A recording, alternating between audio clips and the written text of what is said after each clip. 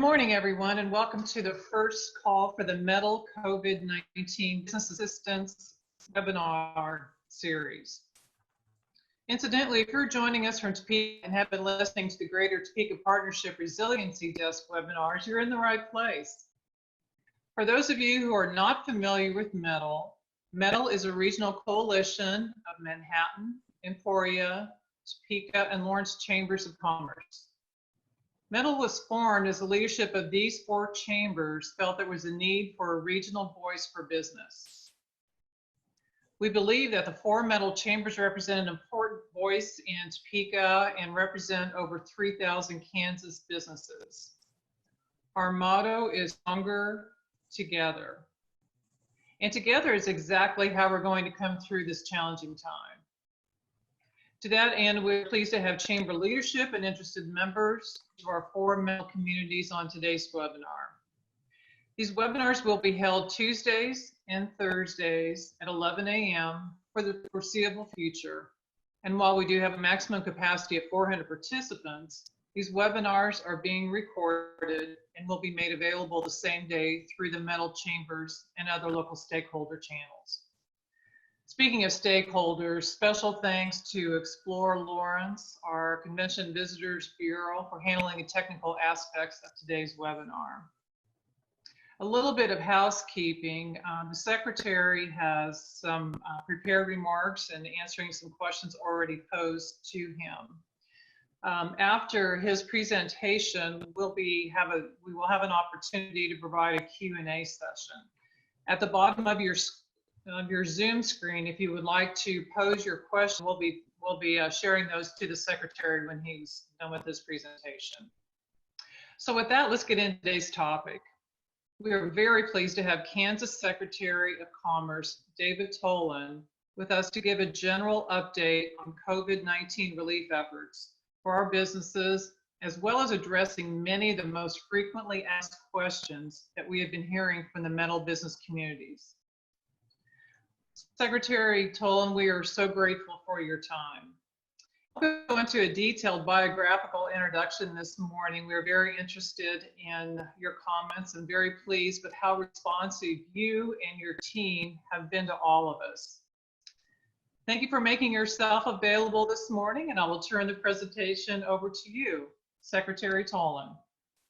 Great. Well, thank you so much, Bonnie, and thanks to the, looks like we've got about 135, 136 participants on the call this morning. So I'm grateful to have the opportunity to plug into the METL network to talk about what's happening at the state level, and more importantly, to take your questions, hear your concerns and comments, so that we can get through this together and come out of this stronger.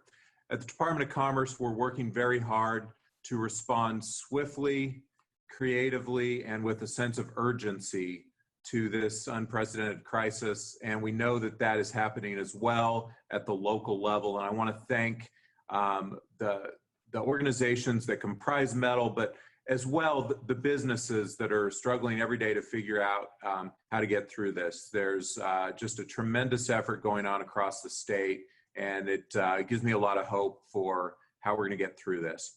I'm going to jump right in, and I've got about 10 minutes worth of comments about the landscape at the state level, and I'll also touch on the CARES Act, and then we'll open it up for Q&A.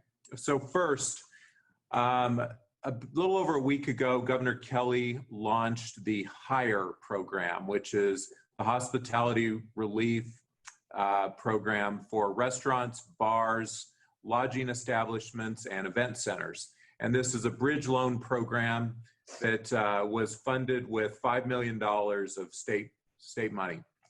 We launched that at 9:30 a week ago Friday, and within less than 24 hours, we had exhausted that entire $5 million loan fund. We had about 80 businesses from Manhattan, Emporia, Topeka, and Lawrence that received bridge loan funding through the HIRE program, and we're glad for those businesses. We are frustrated, as I know many of you are, at how quickly we burn through that 5 million, because we've got over 1,000 other applicants that are waiting in the queue right now for higher funding. At this time, there are not additional dollars allocated for higher. However, we are actively seeking ways to do another funding round, and we will let you know just as soon as possible. We are encouraging businesses to continue to apply to the higher program through our online application. The reason for that is twofold. First, we need good data on what the needs are of hospitality businesses in the state so that we can make the case for additional resources. And second, if and when additional resources become available, we will be continuing to fund those on a first come, first served basis. And so it's important for businesses to go ahead and get in line. And so if you would, please help us spread the word to hospitality businesses to go ahead and apply. Again, there are no additional dollars at this time allocated toward hire. We hope there will be, and we'll let you know just as soon as possible, but go ahead and make application. Second, a week ago Saturday, SBA approved Governor Kelly's disaster relief application, which means that Kansas small businesses are eligible to apply for disaster loans from SBA. That's very important, and it's very good news. There's a couple things we've learned.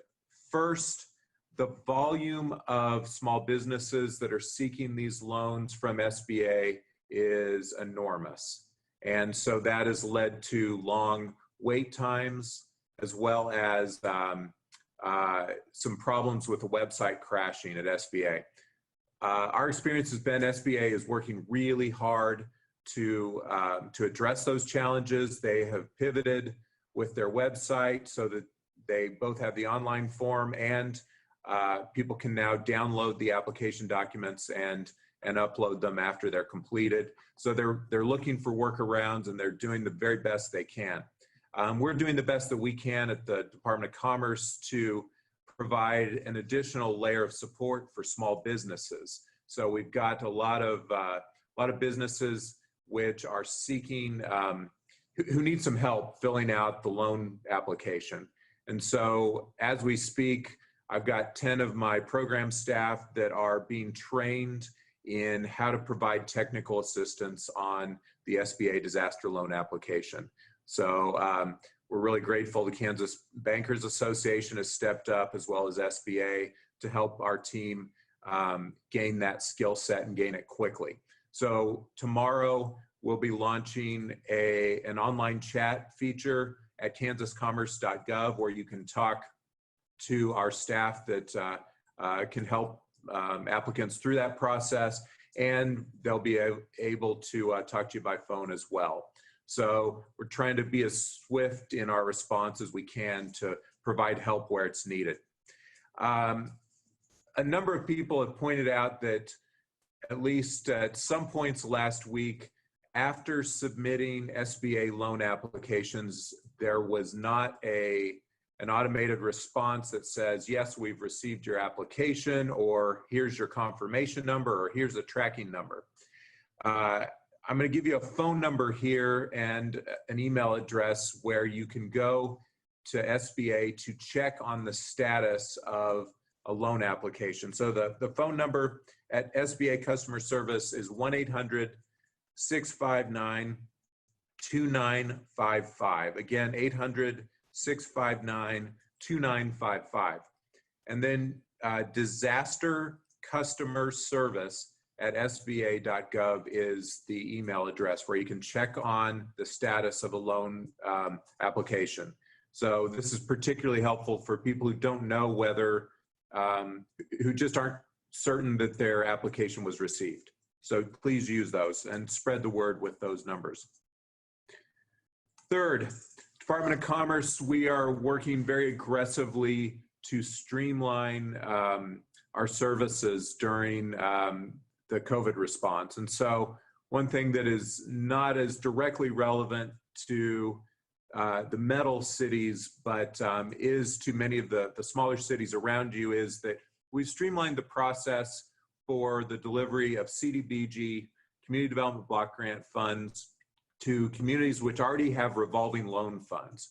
So if there are 37 communities across the state that have revolving loan funds that are funded by CDBG, about $6.3 million that's out there in those funds right now, able to be dispersed to loan applicants. We have cut the environmental certification process, which normally takes 30 days, down to 24 hours. So 30 days down to 1 day. And we've cut the public notice requirements for these communities from 30 days down to 1 day as well. So we're doing everything we can to cut red tape and speed the delivery of these working capital loans from revolving loan funds to small businesses. And I have gotten on a couple calls with the communities that have those revolving loan funds to make sure that they understand that it is my expectation as secretary, it's the governor's expectation that these communities push those dollars out, don't sit on them, get them to the small businesses that need them, and do it now.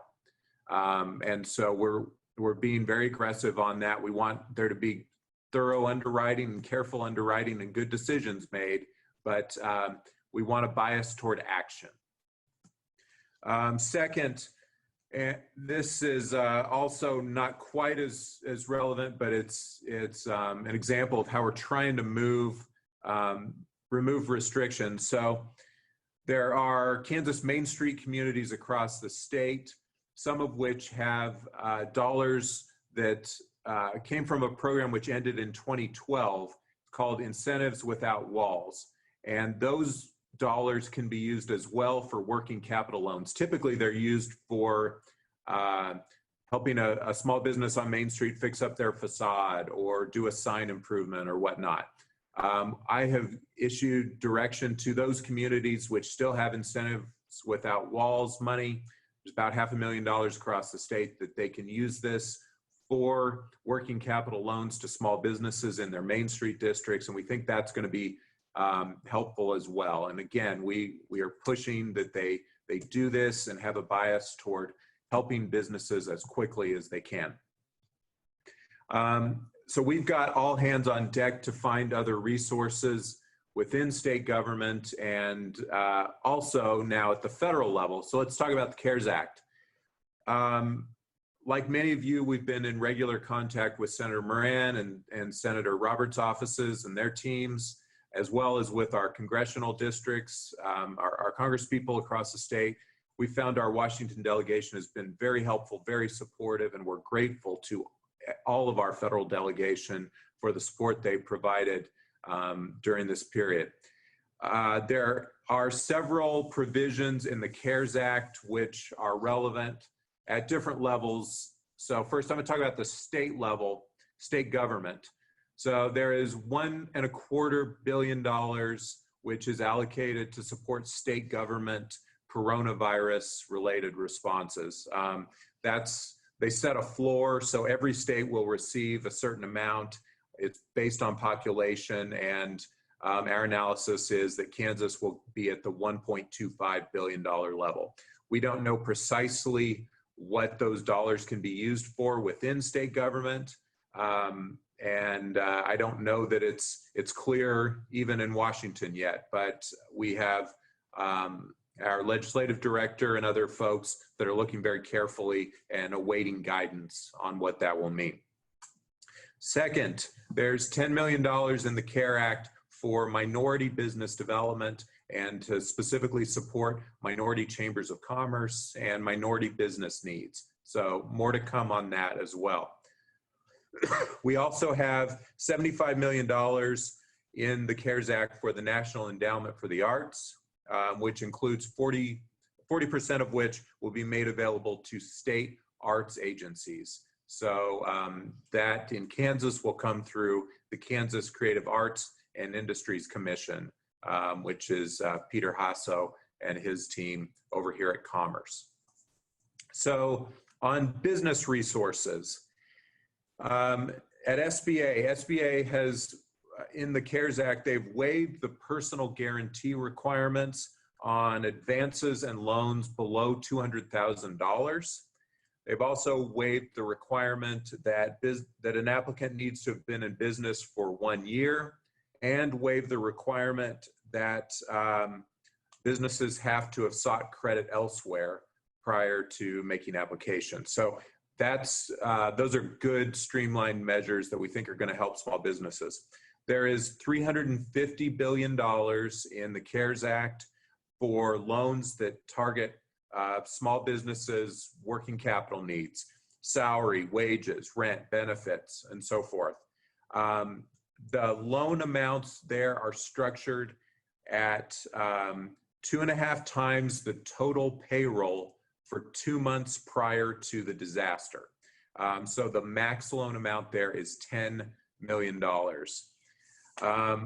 There's some other provisions as well in the CARES Act that are important for small businesses, including that there is a tax credit for retaining employees that's worth up to 50% of the wages paid during the crisis for businesses that have been forced to suspend operations or that have seen their gross receipts fall by 50% or more as a result of the disaster.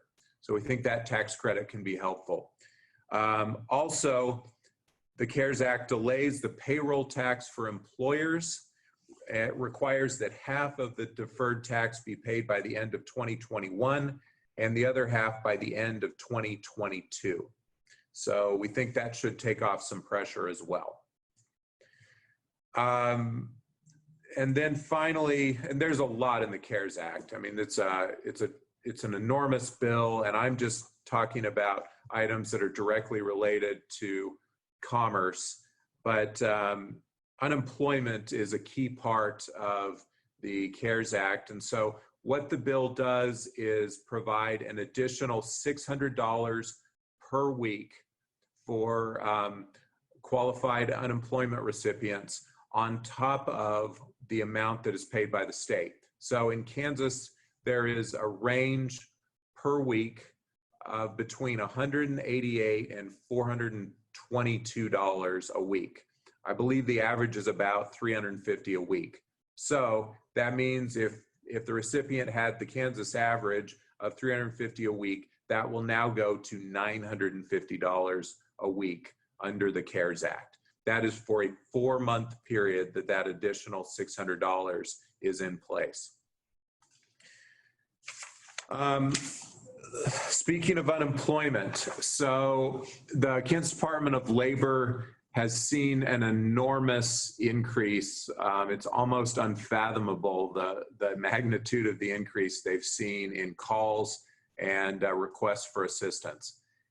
At the end of last week, they saw a 1,200% increase over the previous week. I haven't seen the data so far for looking back at the previous week, but I'm sure it'll be at least that bad, if not worse. Department of Labor had 220,000 calls in 1 day last week. They have a limited number of staff, and frankly, they and really no state Department of Labor across the country is set up to support this kind of magnitude this quickly. So across state government, we're mobilizing to assist our partners at Department of Labor, including here at Commerce, where our Kansas Work system, about 70% of the calls that we've been receiving at kansasworks.com on our website or by phone have to do with unemployment insurance. And so we've cross-trained our staff to be able to answer the frequently asked questions that are coming related to unemployment insurance. And we are also across state government looking at opportunities for other folks that can perhaps be cross-trained as well to provide some additional human power behind the labor folks. One important item to mention regarding unemployment. So we need businesses that are considering a furlough or a layoff to file by spreadsheet. And what that means is that you will be providing a list of all of the employees that you're laying off at one time on one spreadsheet to the Department of Labor. The alternative to that is each individual employee files their own claim. What happens when individual employees are all filing their own claim is it gums up the system. It creates volume that we can't handle and slows it down for everybody, including the claimants, the folks who need help. And so we need businesses to file by spreadsheet, and you can get information on how to do that at the Kansas Department of Labor's website, dol.ks.gov. So I've been doing calls with a variety of business groups across the state, just like this. We did close to 30 of these last week. We're going to do a similar number this week. And the reason for it is, first, we want to make sure that people have the information about what's going on at the state level and what actions are that we're taking.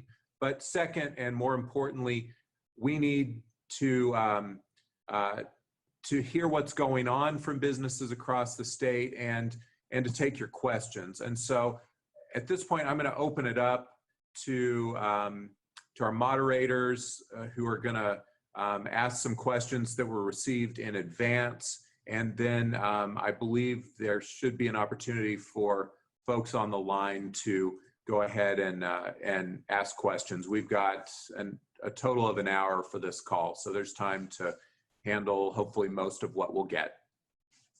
Thank you, Secretary. This is excellent information. And as you mentioned, there's a Q&A option at the bottom of your screen, and you can send in your questions, and I will repeat those. We've had a couple questions regarding tax payments, income tax and payroll tax.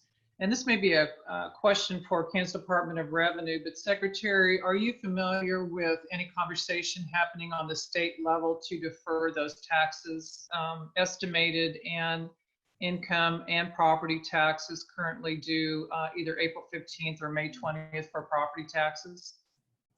There have been conversations at the state level about those issues. At this time, there is not a change to the schedule for payment of estimated taxes or property taxes.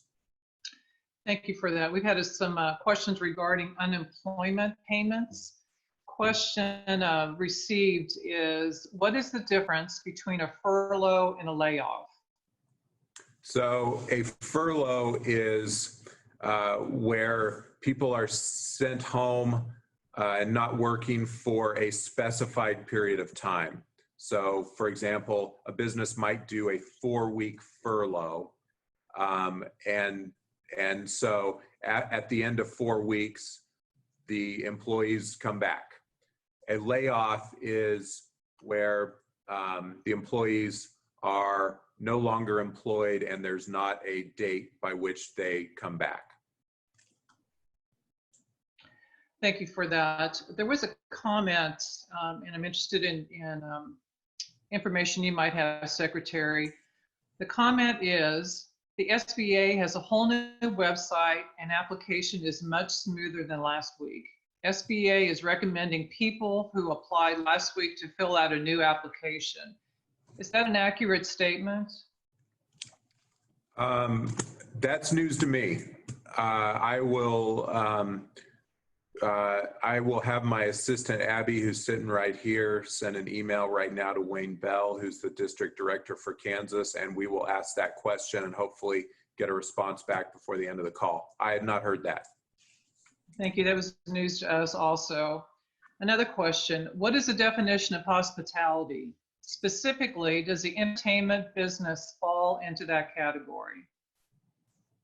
So, hospitality we've defined as restaurants, bars, lodging, so hotels and motels. We are not including Airbnbs at this time, and event centers or conference centers.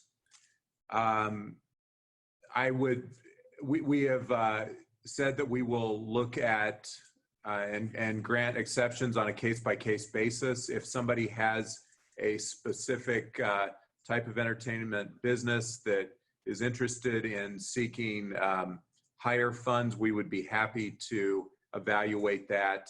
What you can do is, I'll give everybody my email here. It's david.toland, T as in Tom, OLAND,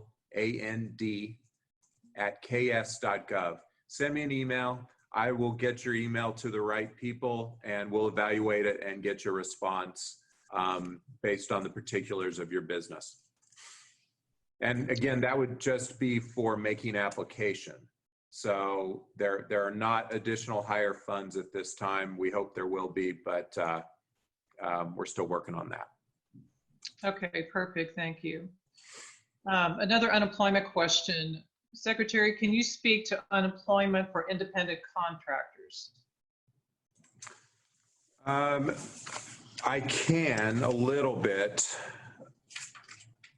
So under the CARES Act, the increase in unemployment insurance by $600 a week is part of what they've done. The other part is the CARES Act expands eligibility to self-employed people and independent contractors.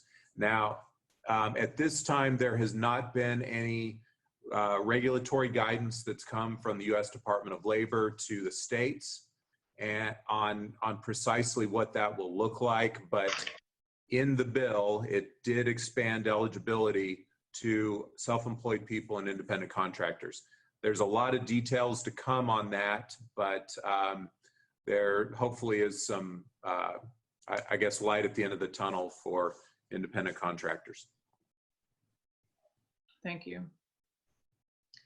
Is the 2.5 times loan for payroll 2.5 times net pay to employees, or 2.5 times the total cost of payroll, including benefits and payroll taxes?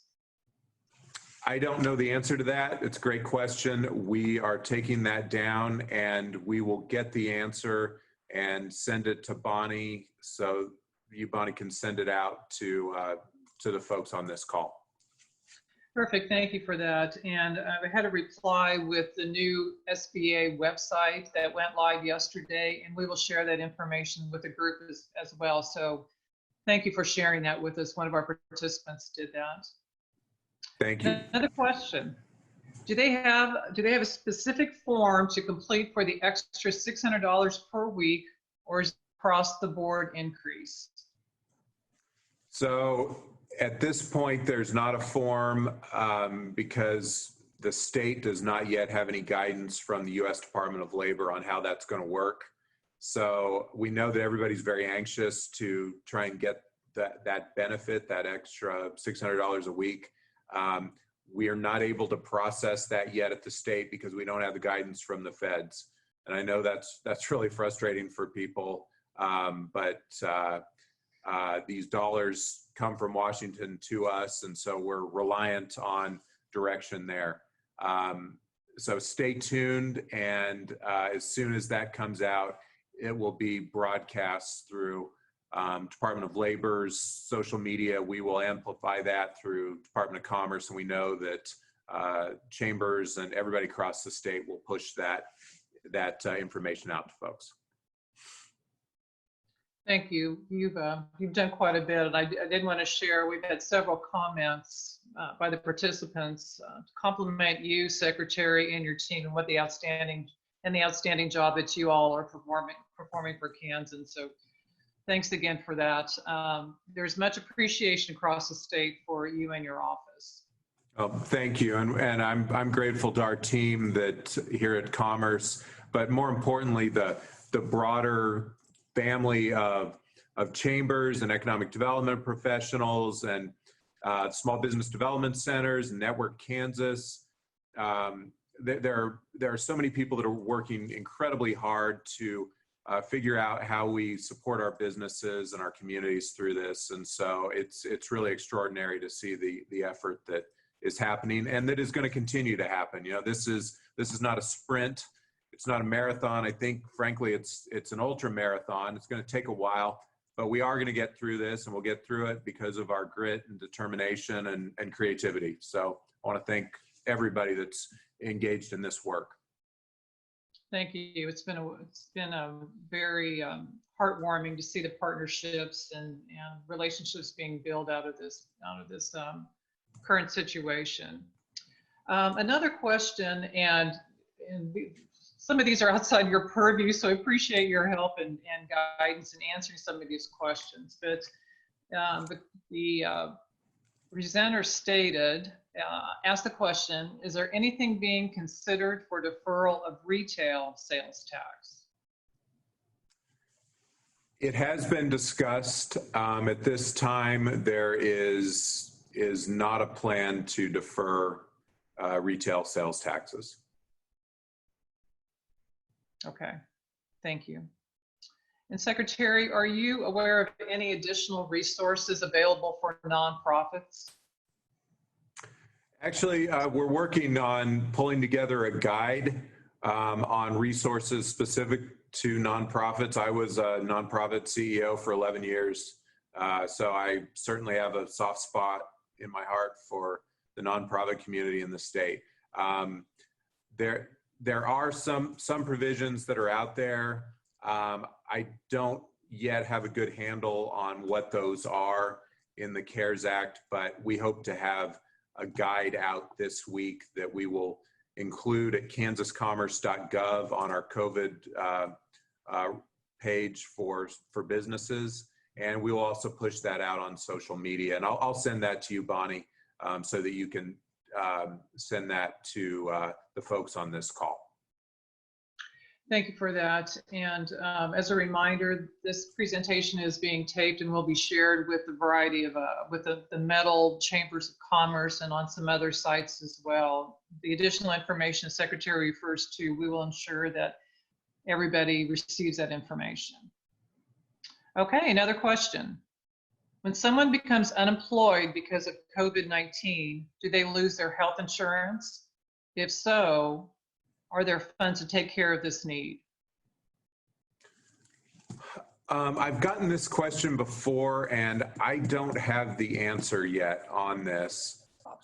Our chief counsel, Bob North, is looking at this question, and as soon as we've got an answer, I'll send that to Bonnie, and we'll get it out to everybody. I'm sorry, I've had this twice now, and I just don't have the answer yet. We're working on it.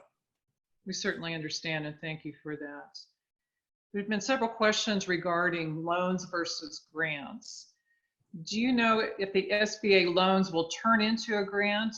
And obviously there are a variety of different programs that this may address. And what is the timeline for addressing the transfer from a loan to a grant?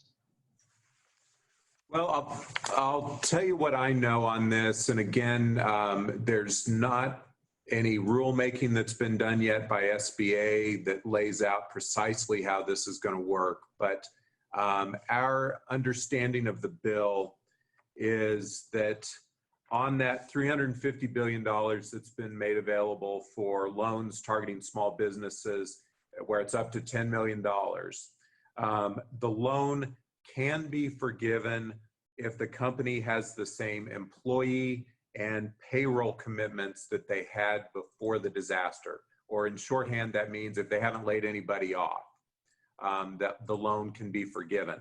Now, it doesn't say it will be forgiven, it says it can be. And so the devil's really going to be in the details on how these regs are formulated by the U.S. Small Business Administration. So stay tuned on that.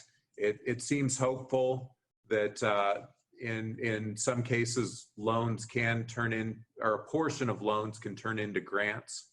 But we really don't know what portion we're talking about yet or exactly what that'll look like. So stay tuned. There's a lot more information that will be flowing over the next probably 21 days from Washington to the states. Thank you for that. Another pretty specific question. For the payroll protection program, if a business has already laid people off, do they need to bring them back in order to receive the debt forgiveness piece?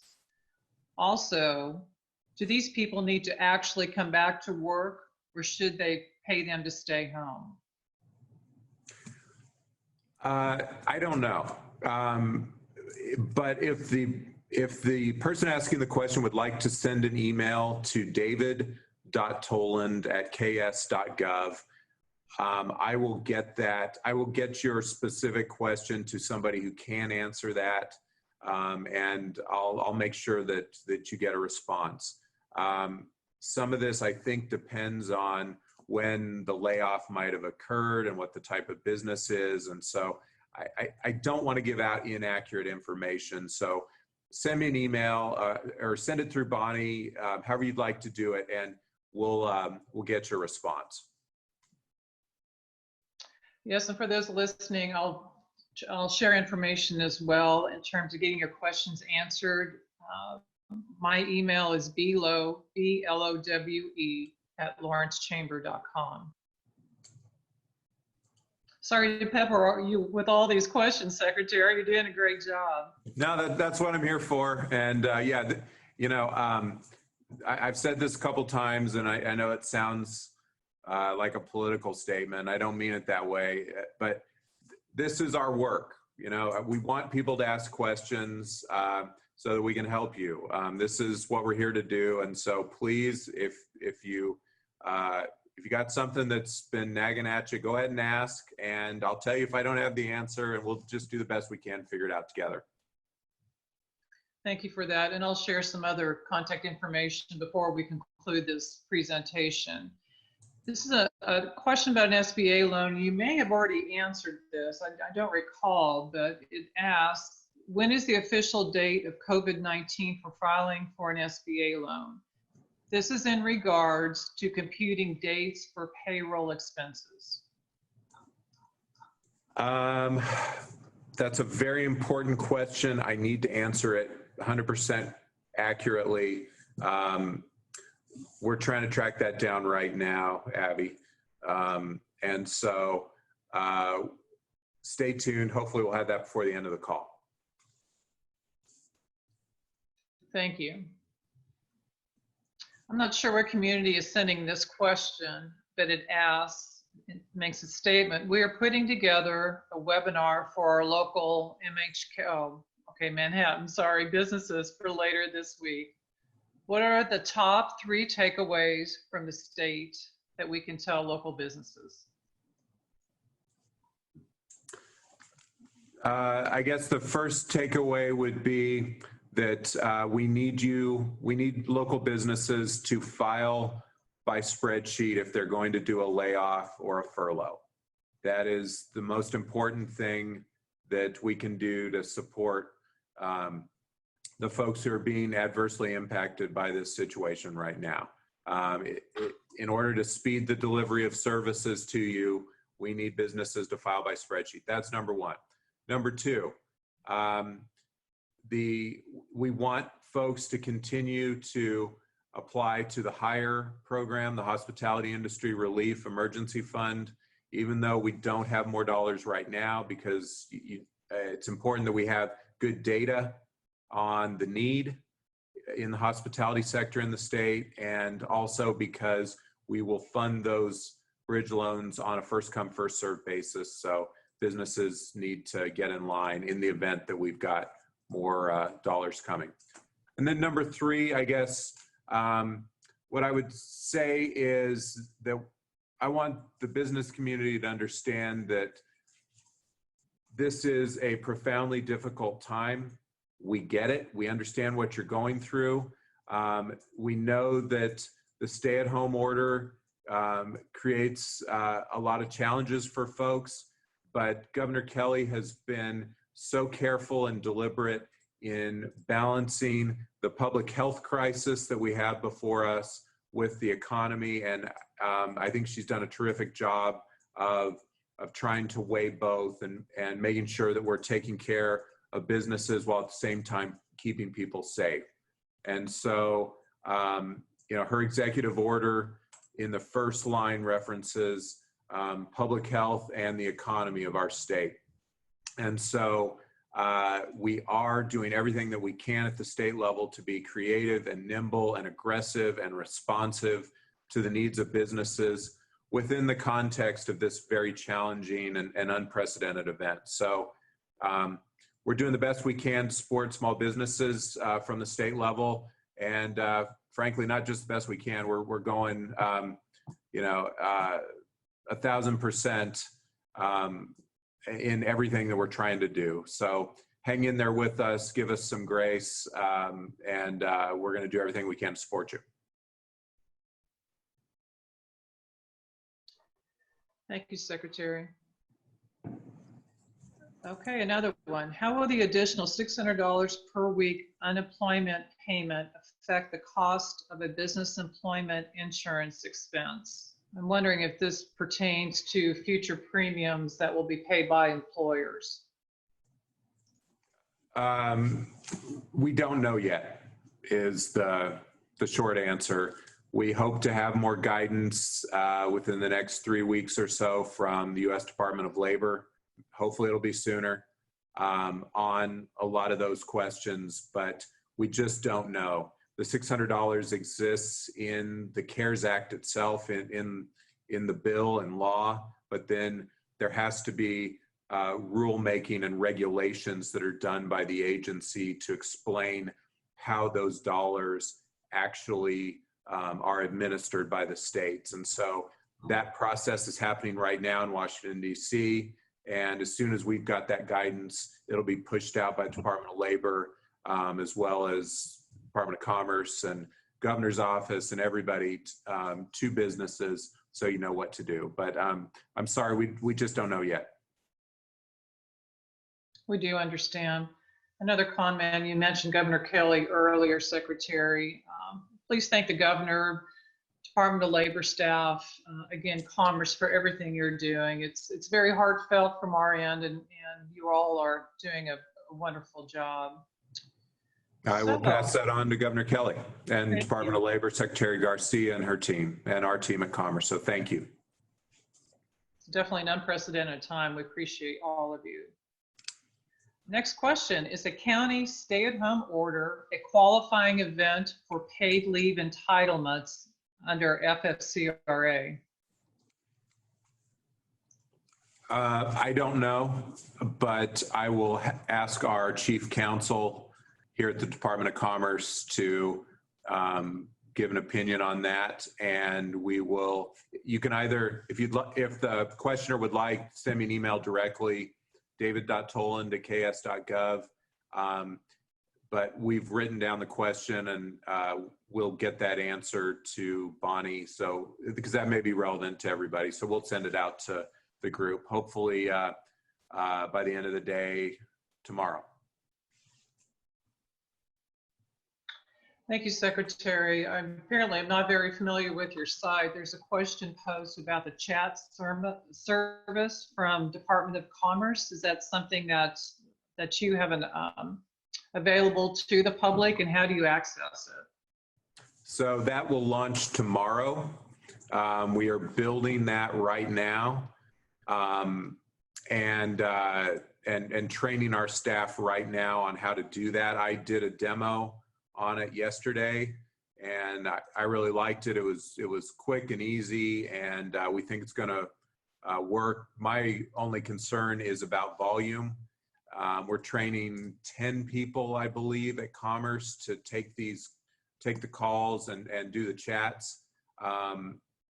That's not going to be enough, and we're going to need to do more, but we're trying to figure this out as we go. So look for the online chat to launch tomorrow at kansascommerce.gov, and that will be for SBA-related questions. Thank you. You did mention that earlier. Appreciate that information. Let's see, while I scroll through these questions, is there anything else that we're not touching on, Secretary, that you would like to share? No, I think we've covered a lot of ground. Okay, maybe another question or two. This one asks, if we already applied for the higher funds but they were denied, should we reapply to hold our place if additional funds allocated? No, you do not need to reapply. for hire if you've already made applications. So we funded 346, and at 346 we ran out of money. So applicant number 347 is first in line if and when we get additional dollars. So if you were one of the over 1,000 that has been turned down due to lack of funds, you're still in line, and we will fund those if additional dollars become available on a first come, first served basis.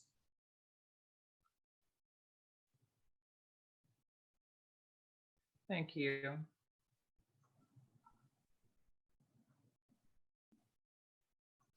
It appears many of these questions have been already answered. Well, we can wrap up here shortly, but do you have any closing comments for us, Secretary?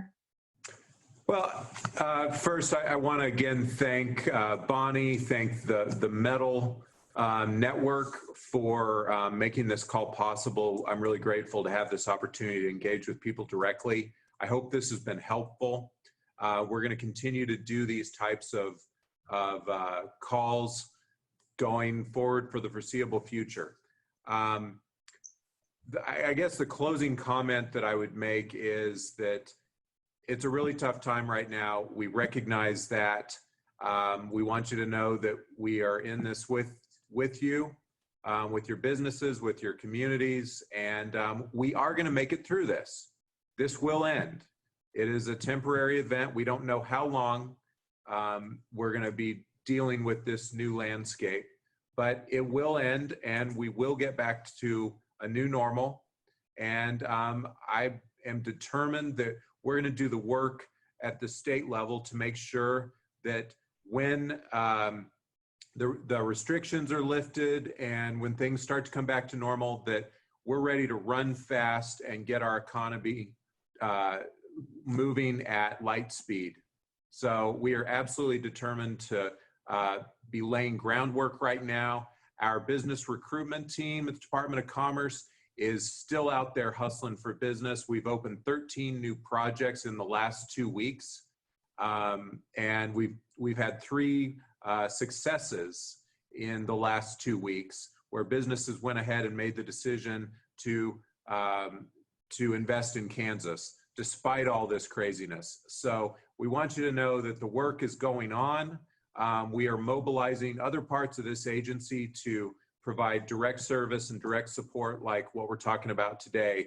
But business recruitment, business development is still happening, and it's happening with urgency and with creativity. And I'm really, really proud of our team for the way it's stepping up, and I think all Kansans should be.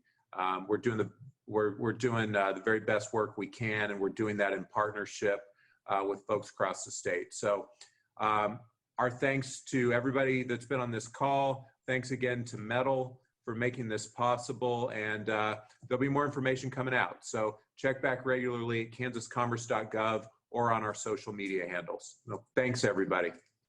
Thank you, Secretary Toland. Can I bother you for one last question? Sure.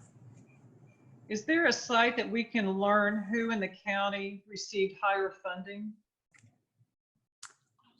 My special assistant, Abby, is going to send that list to Bonnie. And so it'll give the names of the successful applicant businesses. Doesn't give the amounts, but we'll get that out to Bonnie, and you can get it out to locals.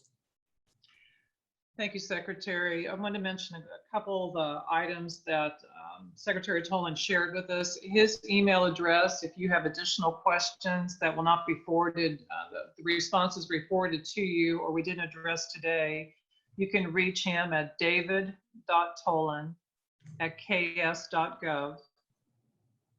Regarding SBA funding, their website is Disaster Customer Service at sba.gov. Phone number 800-659-2955. And thank you, Secretary, for sharing that information. We appreciate your time and your staff. Thank you so much. In closing, I did want to mention the next webinar, which is planned for this Thursday at 11 a.m., featuring Neil Bradley.